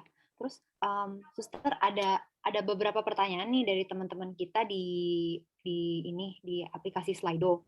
Ada satu sih yang menarik saya dan juga saya pengen tanyain nih ke Suster. Tadi kan Suster Tere ada bilang ada sesuatu yang kurang ketika belum menjadi biarawan gitu kan, masih kurang gitu. Apakah sesuatu itu sekarang udah dipenuhi nggak udah terpenuhi belum ketika menjadi suster itu? Apakah suster rasanya gimana sih jadi suster itu? Apakah lebih rasanya damai kan? Maksudnya kan, tapi kan pasti manusia pasti ada masalah-masalahnya kan, Sus. Kayak gimana cara taunya kayak, oh gue udah nyaman, udah damai di sini, udah pengen di sini gitu, atau kayak masih pengen explore yang lain gitu. Ya. No. Untuk saya ketika saya sudah memutuskan untuk masuk biara dan saya menyiapkan diri untuk menjalani proses itu, karena ya terus terang sangat tidak mudah ya. Walaupun sulit, walaupun saya menangis, ya saya ya stres, galau, tapi kok tetap ada satu perasaan yang sulit dilukiskan ya, bahwa saya merasa ya udah dijalanin gitu. Karena kedamaian itu pada hakikatnya ada satu lukisan yang pernah dilukis oleh satu pelukis yang dia melukis itu satu keadaan yang sangat kacau balau, ada bom misalnya ya, ada api di mana-mana, ada bom. Waktu itu ada kayak darah apa segala macam ya, asap, kebakaran begitu. Tapi di situ ada seekor burung yang sedang menyuapi anaknya, memberi makan anaknya. Ya, saya kira ya ketika saya melihat lukisan itu, itulah ya kedamaian. Bisa jadi situasi di sekeliling saya sangat-sangat tertekan. Tapi ketika ketika saya menemukan Tuhan, ya kedamaian itu entah bagaimana saya rasakan di dalam hati. Gimana saya harus membahasakannya ya? Mungkin begini, jadi ketika di biara, ya seperti tadi yang dikatakan Suster Lucy, ada banyak konflik, ada banyak masalah dalam kami berpastoral, misalnya katakan di asrama, anak-anaknya 40 coba harus dididik, dibina, diberitahu. Tapi kan seringkali tidak mudah, apalagi anak sekarang ya. Tapi di tengah kesulitan itu, ya saya tetap merasa yang saya jalani, dan ya memang saya menjalaninya dengan sepenuh hati. Saya tidak pilih-pilih, oh saya mau kesulitan di asrama, saya nggak mau lagi tugas di asrama, suster saya minta pindah. Enggak. Ya saya jalani, ya dicari solusinya. Setiap masalah tentu ada solusi. Kalau tidak ada solusi ya sudah, dibiarkan nanti waktu yang akan membantu gitu. Dan terutama hidup doa itu sangat penting. Jadi kami diajari untuk tidak pernah meninggalkan hidup doa. Karena hanya Tuhan satu-satunya kekuatan kami. Kekuatan untuk bisa menghadapi apapun. Mungkin saya tambahkan sedikit. Jadi untuk dijelaskan ya, karena iya. Jadi kebahagiaan yang seperti yang dikatakan Suster Terry itu, jadi maksudnya ada sesuatu hal meskipun kita mengalami kesulitan, tetapi ada sesuatu rasa yang di dalam hati itu yang membuat tetap kita bersemangat. Menurut saya seperti itu. Jadi seperti Suster Teresia kan, di luar sebenarnya dia udah pegang uang. Kalau kami kan dari tamat SMA, jadi bukan itu tantangannya. Tapi kalau mereka yang sudah bekerja masuk ke biara, kalau memang bukan karena pertama-tama panggilan Tuhan, pasti akan salah satu kesulitan secara finansial. Yang selama ini mereka sudah pegang ini, sudah punya ini. Di biara kita pegang apa? Hanya mungkin HP saja, uang juga tidak pegang. Kalau kita pingin makan ini, tidak bisa seenaknya langsung beli karena tidak ada uang dan juga tidak boleh kan. Tapi ternyata dijalaninya dengan senang hati. Gembira. Nah, dengan gembira, karena bagi saya seperti itu. Saya berserba kekurangan, tapi kok saya merasa masih sangat damai di dalam hati saya ya. Salah satu contoh saya mungkin bisa menggambarkan, saya beberapa tahun 2010 itu saya ditugaskan di Flores membuka satu komunitas. Nah, di sana komunitas ini benar-benar sangat sulit. Kami tinggal di satu rumah yang malam-malam kita di dalam rumah tapi kita kebanjiran. Artinya rumah itu bocor. Jadi kami sampai saya masih mengingat jam 12 malam itu kami karena banjir, jadi di Flores itu kan hampir hujan, sering hujan. Lalu rumah kami ini banjir dari gereja karena kami tidurnya karena belum ada komunitas, kita numpang di gereja. Jadi kayak di samping gereja Itu banjir besar, kami bangun jam 12 malam itu tariki air supaya air ini tidak meluap. Nah, kalau misalnya saya tidak merasa bahwa itu Tuhan memanggil saya, meskipun sudah kalau kekal ya, maksudnya kan setiap hari kan kita membaharui kesetiaan kita kepada Tuhan. Bisa saja saya mengatakan, ya ampun, kok susah sekali sih hidup mengikuti Yesus ini, kok rumah orang lain tidur, kami ini nyapu-nyapu banjir, gitu. Kita menangis melihat itu, tetapi kok ada rasa kebahagiaan, tetap, oh iya Tuhan, kok seperti ini. Kita hanya bertanya pada Tuhan, Tuhan kok seperti ini.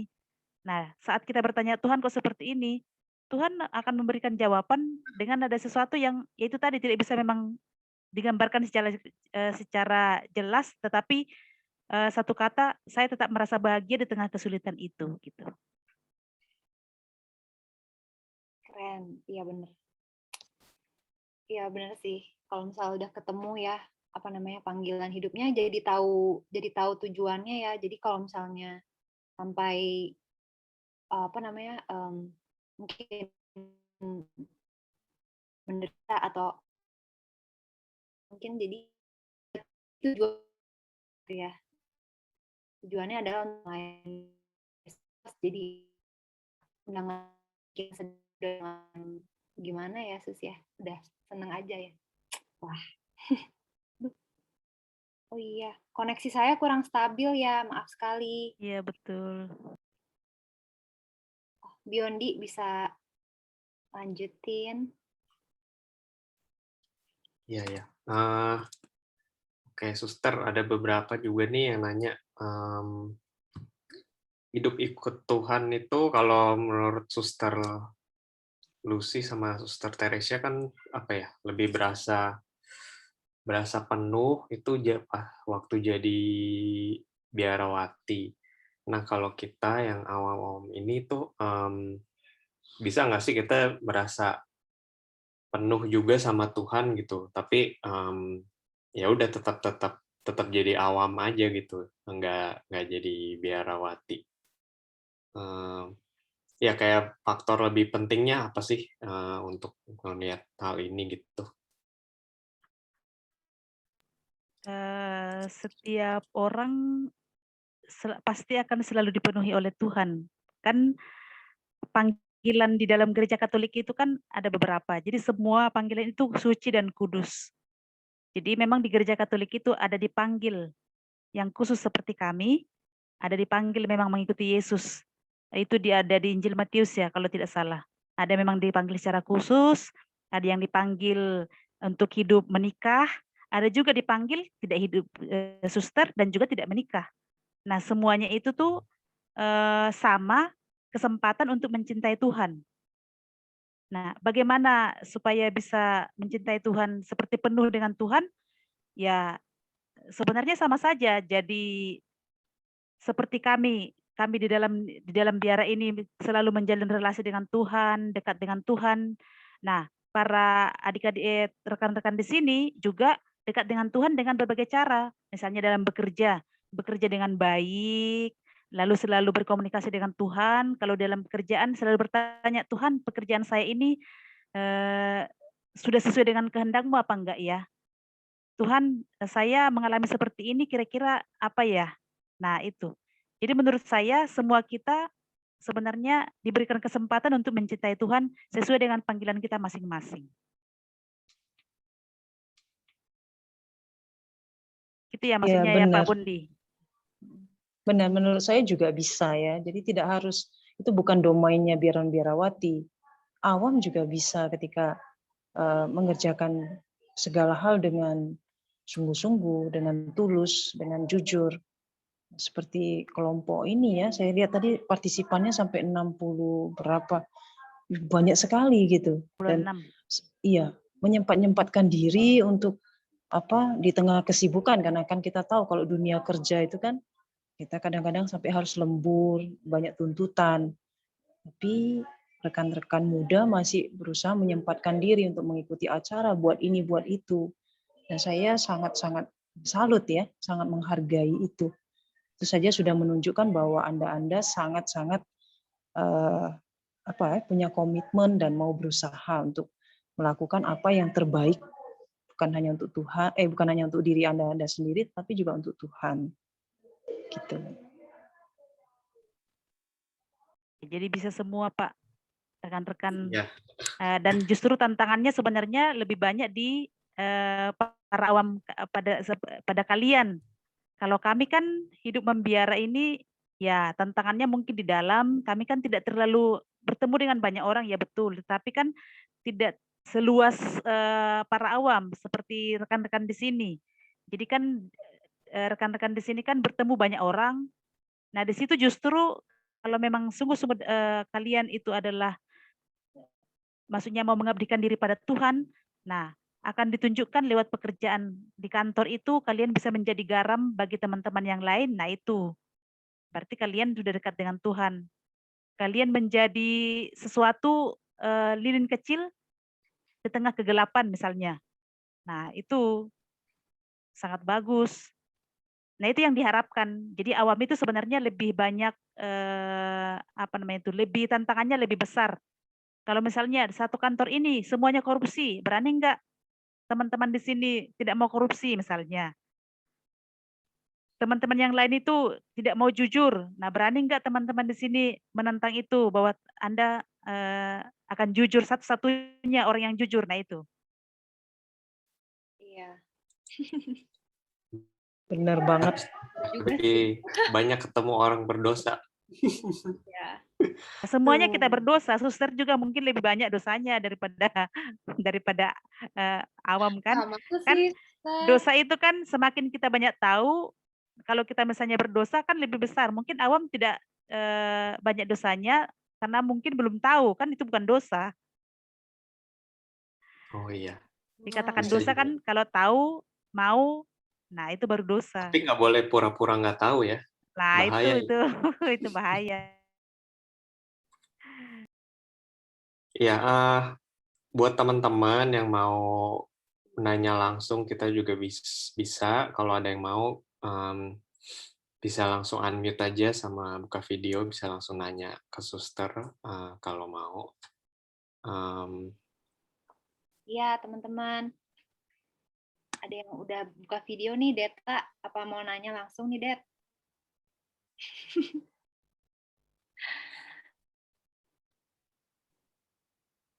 Maukah? Ambil dulu. Aku juga ada pertanyaan nih, suster. Biasa kan banyak tantangannya ya kalau jadi suster.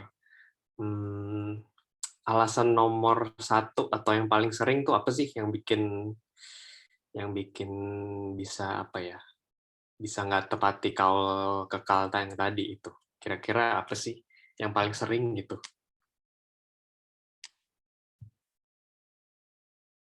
Orang tidak,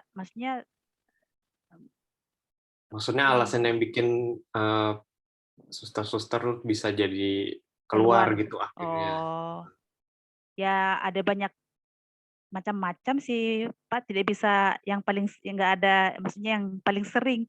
Karena kan orang keluar itu mungkin pertama dia mungkin setelah menjalani kok tidak ada rasa bahagia lagi di sini, mungkin begitu ya.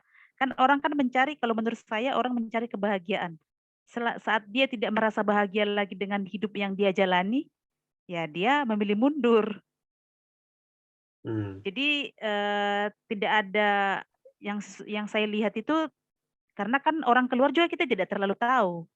Kan biasanya kan misalnya orang mengundurkan diri tidak diberitahu, oh ini suster ini keluar gara-gara ini, tidak diberitahu begitu.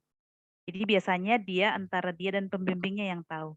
Hanya kalau saya berprinsip dan melihat dan merasa bahwa mungkin dia tidak merasa bahagia lagi dengan hidupnya. Jadi dia mau mencari kebahagiaan yang lain. Mungkin bukan juga dia menikah, tidak. Ada juga yang keluar tidak karena menikah. Atau bisa saja mungkin ya karena kita namanya manusia ya, tergoda, lalu tergoda sesaat, akhirnya mungkin kita jatuh pada percintaan, lalu mungkin terjadi sesuatu, akhirnya harus keluar. Ada juga yang seperti itu. Ya hampir-hampir mirip dengan orang yang bercerai lah. Jadi mungkin seperti orang yang menikah, saat dia tidak merasa cocok lagi dengan pasangannya, meskipun sebenarnya dalam tanda petik ya, kita apapun yang terjadi mestinya kita harus setia ya. Tetapi kan namanya kita masih manusia, jadi itu juga bisa terjadi. Itu menurut saya, nggak tahu kalau Suster Tere. Idem, Suster. Karena menurut saya juga kebahagiaan itu bukan dicari, tapi juga dibuat. Ya, bukan dibuat-buat juga. Ya, jadi kita juga harus bisa menciptakan kebahagiaan. Seperti ya mungkin rekan-rekan hanya berpikir di biara itu banyak sekali tantangan. Tetapi untuk kami malah melihat di biara itu banyak sekali yang menarik.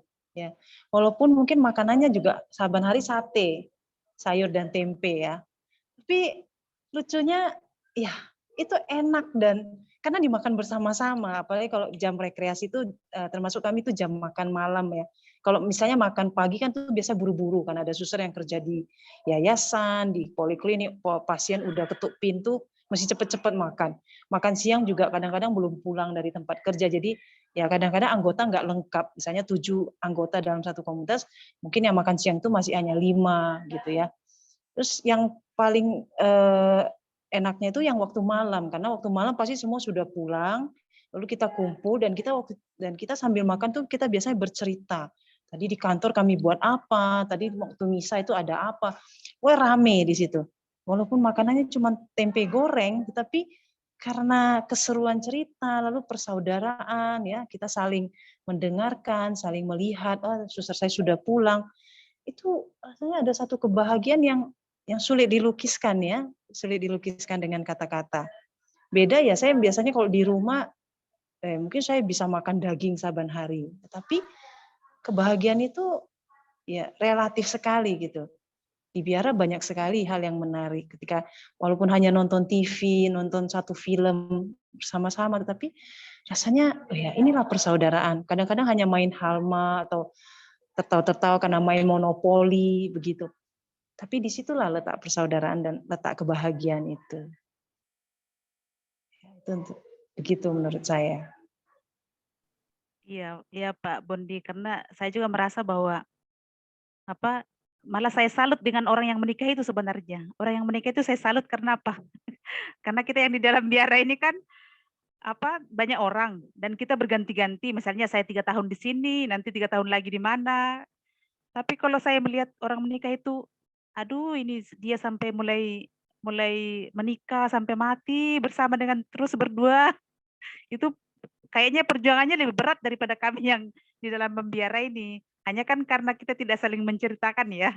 Artinya kalau kami di biara kan masih ada masih ada kalau misalnya ada tantangan seperti itu tidak cocok dengan suster pasti ada. Tapi kan kita tidak selamanya bersama dengan mereka kan. Nanti kita pindah lagi, ada karya baru lagi. Tapi kalau orang menikah mau babak belur ya mestinya harus kalau pernikahan Katolik kan mau kita setengah mati ya mestinya kita tetap dan itu saya salut. Lalu mereka memikirkan makanannya anaknya apa besok, lalu ekonominya bagaimana, sudah bayar kontrakan apa belum, sudah bayar cicilan apa belum. Nah, kalau kami dalam biara terus terang ya tidak terlalu, maksudnya ya kita memang memikirkan finansial ini, tapi tidak seperti orang menikah. Jadi untuk orang menikah juga benar-benar ya kalau kami di dalam biara ini yang orang menikah itu sangat luar biasa begitu. Kita semua luar biasa lah, suster. Tapi Tuhan paling luar biasa. Oke, teman-teman, kalau misalnya ada yang mau ngobrol langsung sama suster, boleh. Yuk dipersilahkan. Langsung aja buka kamera, buka mikrofon. Adakah? Kalau belum ada, aku ada sih. Dari tadi sih pengen nanyain ini, tapi juga pas banget ada teman kita yang nanya lewat chat. Suster, malam suster, ada nggak tips buat kita anak-anak muda, bagaimana sih doa dan relasi sama Tuhan Yesus yang harus kita usahakan agar membantu proses discernment itu? Sama aku pengennya sih kayak suster ada kayak doa favorit atau misalnya bukan doa favorit sih, misalnya apa tokoh panutan inspirasi suster gitu yang suster jadi kalau kita kan misalnya idolakan BTS ya suster gitu, tapi suster misalnya ngidolain siapa, misalnya ada Santo Santa atau ada romo yang berkesan gitu, yang membuat suster makin setia gitu sama panggilannya. Boleh sharing suster. Silakan Suster Tere. Siap. Tadi yang pertama itu saya putus-putus ya. Tapi yang kalau toko kedua yang untuk saya itu, yang saya sangat salut itu dan saya sangat suka dengar baca ceritanya itu Raja Daud. Ya, untuk saya sekuat-kuatnya Raja Daud, sehebat-hebatnya Raja Daud, ternyata Raja Daud juga bisa jatuh. Tapi dalam kejatuhannya, Raja Daud berani mengakui kesalahannya dan minta ampun pada Tuhan. Ya, untuk saya itu sangat berkesan. Sekuat-kuatnya saya bisa jatuh. Tapi yang penting bukan jatuhnya itu atau kuatnya saya, karena itu semua ya dari Tuhan, kekuatan itu. Tapi beranikah saya mengakui kejatuhan saya itu, mengakui kesalahan saya, dan bangkit lagi seperti Raja Daud. Begitu. Terus tadi yang pertama itu apa ya tadi pertanyaannya? Yang pertama ada apa tips dari suster untuk cara doa supaya bisa lebih discernment dengan baik. Untuk saya yaitu tadi yang doa novena hati kudus Yesus. Itu sampai hari ini setiap malam sebelum tidur saya doakan. Itu. Terima kasih. Selusi. Ya. Bagi saya, kalau tips sih dari saya sendiri, saya berusaha menjadikan Yesus itu sebagai sahabat teman saya. Artinya begini, memang kita diberi ada doa-doa, ada doa ini, ada doa ini. Tapi bagi saya, bagaimana kita bisa berdoa itu artinya kan kita menjalin relasi, berkomunikasi. Jadi yang mungkin paling sederhana, saya pernah dulu membaca satu buku, Berdoa Tak Jemu itu katanya, jadi kita berdoa terus, jadi menjadikan Yesus itu, Tuhan itu menjadi teman. Jadi dimanapun kita bisa berdoa, misalnya sambil jalan pun bisa saya berdoa. Misalnya kalau saya, pas saya menyapu, saya kadang mengatakan, Tuhan tolong bantu saya supaya saya benar-benar bisa menyapu dengan baik. Lalu saya jalan misalnya saya kemana, di motor misalnya, Tuhan temani saya ya Tuhan, supaya saya bisa konsentrasi. Jadi maksudnya saya ngomong aja sama Tuhan. Jadi daripada misalnya daripada melantur pikiran saya kemana-mana, mendingan saya berbicara dengan Tuhan. Jadi misalnya teman-teman rekan-rekan di sini, misalnya mau kerja, mau ke kantor, ya boleh memikirkan misalnya teman, tapi bisa Tuhan Yesus temani saya ya. Nanti kalau saya bekerja, tolong bantu saya. Lalu di kantor, mau rapat misalnya, Tuhan ini saya mau rapat, semoga saya dapat memutuskan hal yang baik. Jadi menurut saya berdoa itu dimanapun kita bisa. Ya. Nah, saya menerapkan dalam hidup saya seperti itu. Jadi jadi itu juga kita jadi merasa damai. Mencoba untuk menjadikan Yesus itu bukan sebagai Tuhan yang jauh, tetapi sebagai teman yang dekat. Jadi kayak saya berkomunikasi dengan teman saya, begitu. Jadi saya menganggap dia sebagai sahabat saya. Lalu adakah tokoh yang saya kagumi? Kalau saya senang dengan tokoh Bapak Elia dan juga Santo Yosef. Bapak Elia itu kan orang yang semangatnya berkobar-kobar. Tetapi memang dia juga punya kelemahan, dia juga keok dengan satu perempuan yang membuat dia sampai ini kan. Nah artinya yang saya lihat, saya meminta doa Bapak Elia, karena itu juga menjadi inspirator kami di Karmel, supaya saya juga ada di hati ini punya semangat yang berkobar-kobar untuk mewartakan nama Allah. Tapi mewartakan nama Allah itu bukan berarti saya ngomongin ke orang, oh Allah itu tidak, mungkin dari sikap saya mungkin orang bisa lihat. Lalu Bapak Yosef kan orangnya hening, diam, lebih selalu berpikir ke dalam hatinya. Jadi kontemplatif lah. Kalau dalam bahasa Karmel itu ada dikatakan kontemplatif. Jadi dia lebih mencerna semuanya, tidak langsung ada begini saya langsung reaksi, tidak. Nah itu. Jadi tipsnya ya itu tadi, rekan-rekan bisa menjadikan Yesus itu sebagai sahabat atau Maria itu sebagai ibu yang bisa selalu kita ajak berkomunikasi. Nanti akan pasti ada perubahan yang terjadi dalam diri yang tanpa rekan-rekan tahu. Karena kan kita selalu menyebut namanya dia, nah dia juga akan memberikan apa yang kita butuhkan, dan kita juga akan bisa discernement dengan baik. Karena kita menyertakan Tuhan dalam setiap keputusan yang kita ambil.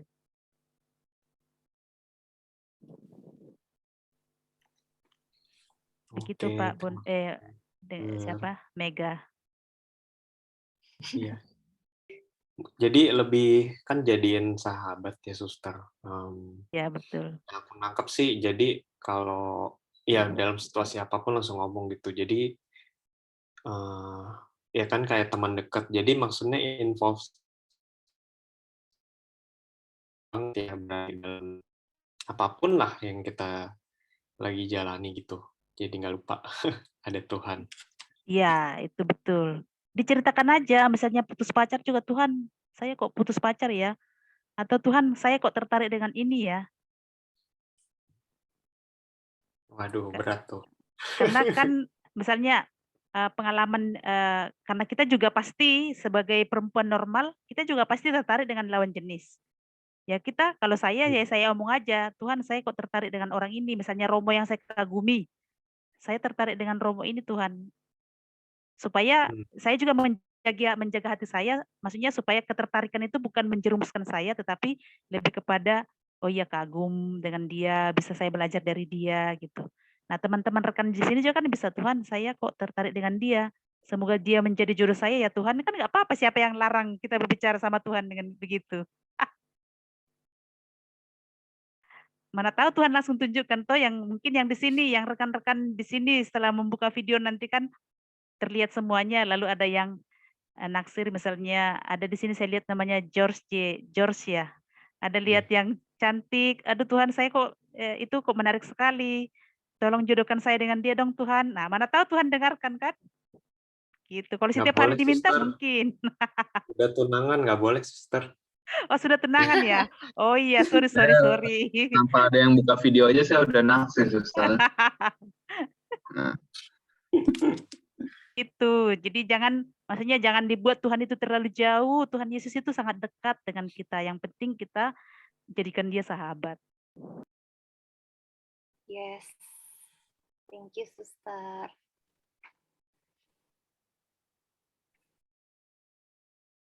Gimana ini? Valen kayaknya mau ngomong. Kesempatan terakhir aku nanya. Valen mau nih? Iya.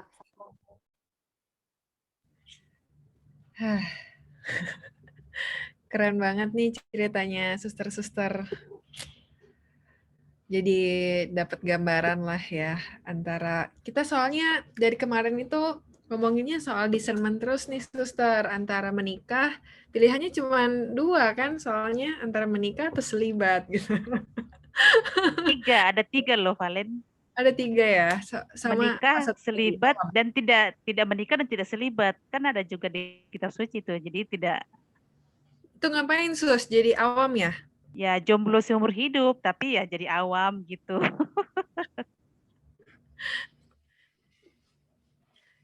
Apa bedanya ya sus kalau kayak gitu ya?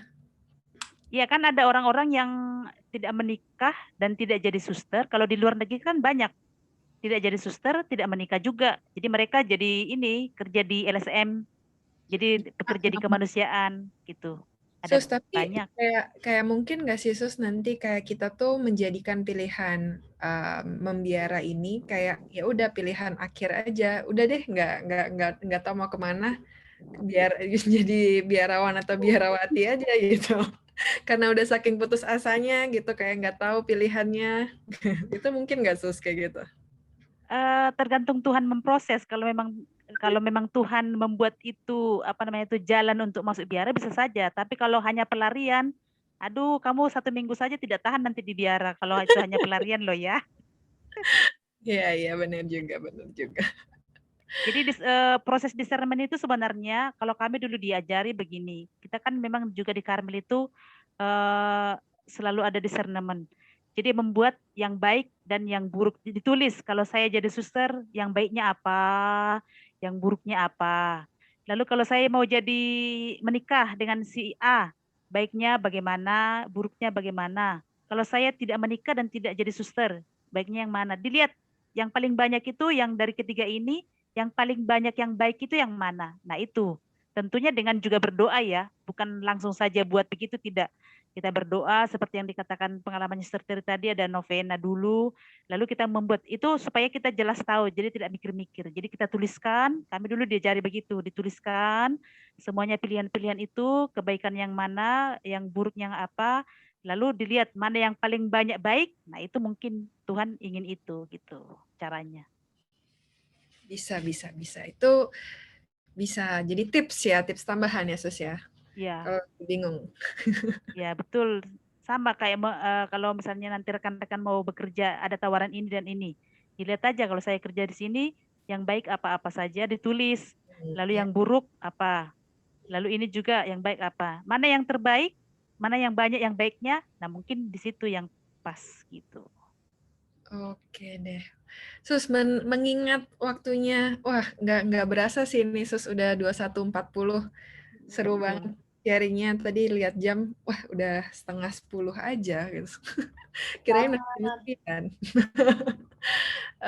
Ini mungkin pertanyaan terakhir ya Sus. Saya mungkin mewakili ada teman yang nanya juga di Slido, ada di website gitu yang kita sediakan. Jadi mungkin ini salah satu teman yang tertarik nih setelah mendengar sharing Suster ya. Setelah Suster sharing, pasti banyak yang tergerak dan tersentuh untuk hidup membiara. Amin ya, Suster. Amin, amin. Apa yang harus dilakukan jika ingin menjadi suster atau pastor? Gitu. Jadi ya mungkin Suster bisa ada step-stepnya gitu gimana? Tentu yang pertama mau jadi suster mau yang seperti apa dulu? Kan suster itu banyak. Tentunya banyak apa namanya itu karismanya, pelayanannya. Saya pinginnya jadi suster yang bekerja di sekolah atau di rumah sakit atau yang variasi. Nah, kan banyak sekali suster-suster di Indonesia ini, ada puluhan bahkan ratusan kongregasi kan. Nah, lalu yang kedua mungkin juga saya pingin yang jubahnya yang fisiknya dulu ya, yang jubahnya yang seperti apa? Yang coklat, yang putih, yang abu-abu.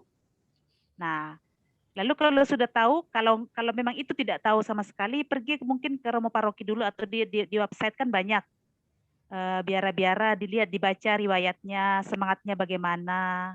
Nah, setelah itu kan di situ nanti ada nomor teleponnya, mungkin dihubungi dulu, lalu kenalan dulu, datang ke biara, misalnya, oh saya tertarik dengan Harmanas Karmelitas, oh ternyata ada di MKK. Saya pingin lihat-lihat dulu di rumahnya suster itu bagaimana. Nah, mereka datang live in, artinya datang berkunjung, bertemu aja, dilihat, tanya-tanya. Nah, kalau misalnya orang cocok, nanti dia akan datang lagi. Nah, lalu setelah itu pasti tidak langsung. Frater juga sama, ada namanya retret panggilan tadi. Sekarang ada retret panggilan, baik itu untuk suster maupun untuk frater atau yang jadi pastor. Nah, retret panggilan nanti di situ ditegaskan lagi, diberi lagi renungan, lalu dipikirkan lagi, kira-kira benar nggak ini pilihannya. Nah itu. Jadi awalnya dilihat dulu websitenya, itu pertama-tama pingin yang seperti apa, yang mau jadi suster yang seperti apa, dan frater atau romo seperti apa. Gitu, Ternyata awalnya. nggak cuman cari pasangan hidup yang lihat fisik Sus ya. Jadi pasangan hidup gereja juga lihat fisik Sus. Loh iyalah, kan tadi seperti saya tertariknya pertama kan dari fisik, kan kita tidak tahu masuk biara itu ngapain sih kan gitu. Hanya pingin, aduh saya pingin kok bagus sekali bajunya suster itu, atau romo itu kok bagus sekali, saya pingin pakai yang seperti dia. Nah itu awalnya. Iya. Nah, jadi itu teman-teman.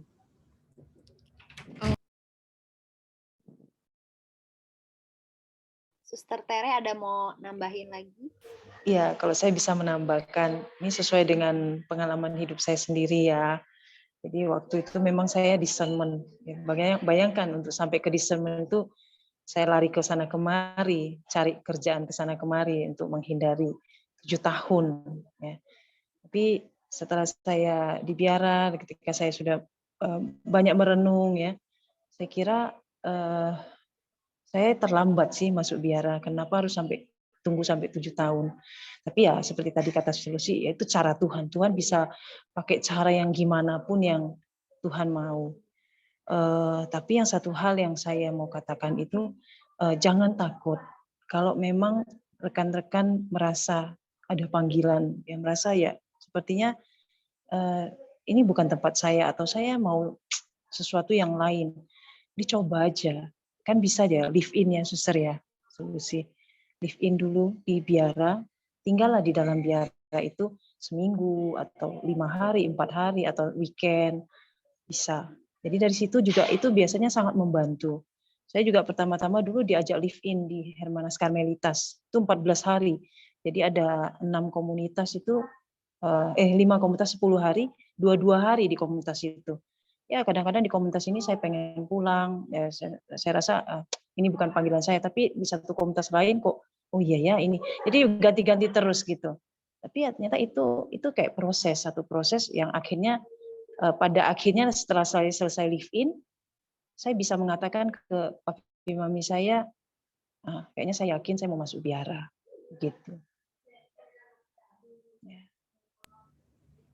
Jadi pelan-pelan juga suster ya, sambil tanya-tanya gitu ya, tanya-tanya mungkin yang udah pengalaman, mungkin bisa tanya suster juga kalau mau ya sus. Ya, betul. Bisa. Kalau sekarang ada online retreat hidup panggilan juga sus? Bertanya akan sangat membantu. Iya. Kayaknya ada, hanya kalau kami belum ada. Tapi kayaknya biara-biara lain mungkin ada, nggak tahu juga. Oke. Ya bisa dilihat mungkin di webnya biara-biara gitu. Iya. Mungkin buat teman-teman yang penasaran bisa cari-cari lebih tahu, digali-gali gitu. Ya. Dan mungkin awal yang baik bisa bertanya dengan Suster Lucy atau Suster Teresia gitu. Ya, betul. Nanti berarti nanti kalau mungkin ada yang nanya kontak suster, boleh kali ya sus, nanti saya share. Kami siap, ada kontak yang juga bisa dihubungi. Boleh, jadi jangan merasa bahwa saya nanti tanya Suster Tere atau Suster Lucy harus masuk Hermanas, enggak. Nanti kita menunjukkan ada biara ini, ada biara ini, ada biara ini ya. Kita juga kan tidak harus ke biara kita kan. Ada banyak biara, jadi kita akan menunjukkan itu, tergantung nanti hatinya mau kemana. Gitu. Mantap, suster. Thank you, terjawab sudah pertanyaannya. Boleh, Mac, silahkan. Iya, thank you so much, suster, untuk sharing-sharingnya. Ya, jadi yang aku dapat tuh, yang penting jangan takut ya sus ya, kayak cari yang bikin kita semangat, yang bikin kita energetik buat menjalani hidup kita, karena panggilan hidup itu kan ini seumur hidup ya sus, jadi kalau misalnya sampai salah itu, salah hidup berarti ya, salah pilihan hidup. Jadi apa yang aku dapat ya nggak ada sih namanya kata terlambat kalau sama Tuhan, ya pasti Tuhan akan tunjukin jalannya, dan itu semua part of proses yang kita harus rasakan sambil mengalami Tuhan dan sambil cari Tuhan terus gitu ya. Sesuai tema hari ini deh ya, bersama Tuhan selalu pasti ada jalan. Amin. So much. Amin. Oke. Terima kasih suster untuk malam hari ini. Mungkin sebelum kita kita tutup dalam doa dulu. Habis itu nanti kita foto bareng ya, suster ya. Boleh. Ya. Boleh saya minta Suster Lucy atau Suster Tere pimpin doa.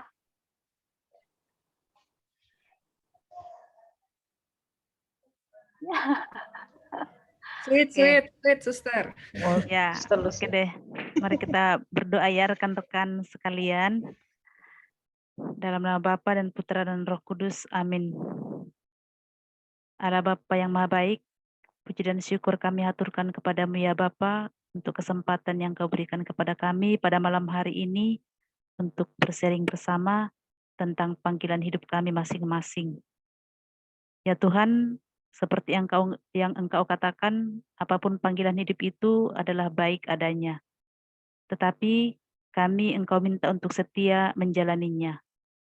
Berkatilah para rekan-rekan muda yang ada di di dalam Zoom ini, dimanapun mereka berada, dalam pekerjaan apapun, kiranya Roh Kudus-Mu senantiasa menyertai mereka, membuka hati mereka, memberkati mereka, dan memberikan rahmat-rahmat khusus yang mereka perlukan saat ini. Bantu mereka ya Tuhan untuk memberikan keputusan mana yang terbaik. Apakah mereka akan hidup menikah, ataupun mereka mau mengikuti Engkau, menjadi biarawan atau biarawati, atau mereka ingin memilih hidup sendiri, kiranya Engkau membantu mereka untuk membuat keputusan itu, sehingga keputusan itu benar-benar dapat mereka jalani, dan keputusan itu membuat mereka bahagia. Ya Tuhan, berkatilah mereka, berkatilah pekerjaan mereka, berkatilah semua harapan dan keinginan mereka. Juga para panitia yang telah merencanakan ataupun membuat kegiatan pada malam hari ini, berkatilah mereka ya Tuhan, mereka sungguh-sungguh bersemangat dan mau membantu rekan-rekan muda untuk semakin dekat dengan Engkau. Semoga kegiatan-kegiatan yang akan mereka buat sungguh-sungguh membawa kebaikan bagi rekan-rekan muda dan tempat wadah untuk saling mengenal. Semoga rekan-rekan muda yang ada di sini juga menjadi garam dan terang dimanapun mereka berada ya Tuhan. Ya Tuhan, sebentar lagi kami akan menyelesaikan kegiatan kami ini. Berkatilah kami, berkatilah istirahat kami malam hari ini. Semoga besok pagi kami boleh bangun dengan semangat yang segar dan kami dapat melanjutkan hidup dan karya kami. Dan semoga kami menjadi orang-orang yang berguna bagi Engkau dan juga bagi sesama kami. Ini semua kami mohonkan kepadamu dengan perantaraan Kristus Tuhan dan Juru Selamat kami. Amin. Dalam nama Bapa dan Putra dan Roh Kudus. Amin. Terima kasih. Oke, yuk kita foto bareng yuk semuanya sama suster. Buka, nyalain kamera dulu. Ayo semuanya. Wih. Oke. Siap. Ayo Girven. Girven tadi suaranya ada tapi belum ada mukanya nih. Enrico, Cheris, Anna, Rizka, Rainer, Jesslyn, Olivia, Iver, Petra, Ingrid, Carlo. Oke. Udah. Andrew udah tidur tuh Andrew kayaknya. Andrew tadi muncul. Oke. Oke. Smile. 1, 2, 3. Oke, satu lagi. Ada 3 page. Tahan senyumnya. Yang lebar. 1, 2, 3. Oke, satu lagi. 1, 2, 3. Melisa, ayo senyum. Oke. Terima kasih, Suster. Ya, sama-sama. Ya, untuk sesinya pada malam hari ini sudah selesai. Jadi Teman jangan live dulu. teman-teman jangan live dulu, tapi kalau Suster mau live boleh dipersilahkan. Oke, terima kasih banyak rekan-rekan muda semuanya, semangat. Dan khususnya para panitia ya, terima kasih banyak untuk diberi kesempatan berkenalan dengan kalian semua. Selamat malam, selamat istirahat, dadah. Tuhan berkati suster. Tuhan Terima berkati kasih. juga, ya. Terima kasih, Suster. Oke. Oke, langsung Saya kita izin ke live ya. pengumuman. Oke, iya Iya, Suster. suster. Mau stay juga nggak apa-apa. Pengumuman. Minggu depan ada PADI. PADI itu apa? Panen Distrik. Adalah kita sebuah wadah untuk kita lebih mendalami topik hari ini dan kita bisa sharing-sharing apa yang kita dapat dari yang hari ini gitu. Jadi stay tune buat next week. PADI yang mau join bisa hubungi Sony, Kurnia atau saya sendiri. Oke, next. Next. Oke. Ada tim PW yang mau ngomong atau enggak? Atau langsung aja? Sikat langsung aja. Sikat ya. Musicians wanted di tim Praise and Worship Panen. Jadi buat teman-teman yang suka nyanyi, suka bermusik, bisa bantu-bantu kita untuk menyalurkan talenta kalian di PW. Khususnya untuk teman-teman singer yang laki-laki ya, itu boleh banget bantu-bantu kita di PW. Next. Oh, pacar. Nah, ada ini nih, ada Putri, panggil Putri. Putri.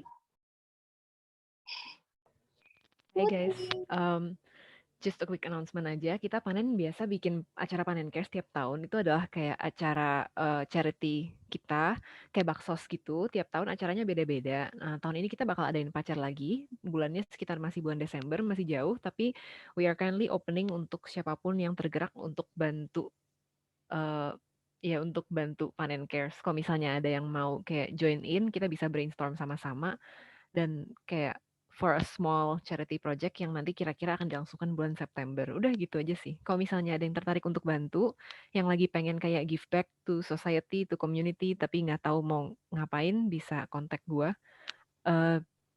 Bisa chat, kalau nggak bisa DM langsung ke Instagram Panen OMK Satora karena gue adminnya.